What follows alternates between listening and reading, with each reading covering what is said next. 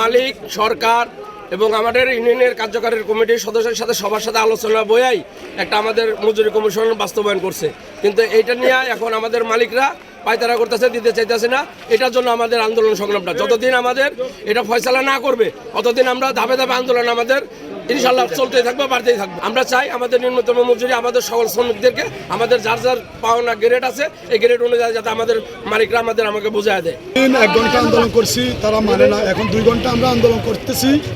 মালিক পক্ষে শ্রমিক পক্ষে আমাদের সরকার পক্ষের থেকে যে ঘোষণাটা দিছে, মালিকরা যদি ওই দাবিনামাটা মানে তাহলে আমরা এই আন্দোলন সংগ্রাম বন্ধ করে দিব। আর যদি এই আন্দোলন সংগ্রাম যদি দাবি না মানে আমরা আন্দোলন সংগ্রাম চালিয়ে যাব। নভেম্বরের 21 তারিখে গ্যাজেট হয়েছে, মালিকরা এটা বাস্তবায়ন করতেছে না।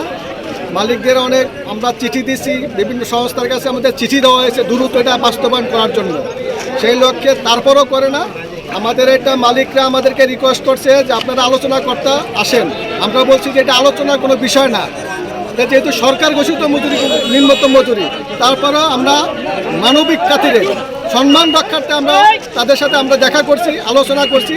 তারা আমাদের এটা বাস্তবায়নের কোনো লক্ষণই আমরা দেখতেছি না, খালি আমাদের ডেটের পর ডেট, বৈঠকের পর বৈঠক।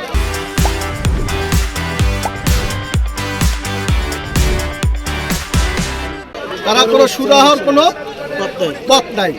কাজে আমাদের শ্রমিকরা এখন দিশেহারা হয়ে গেছে।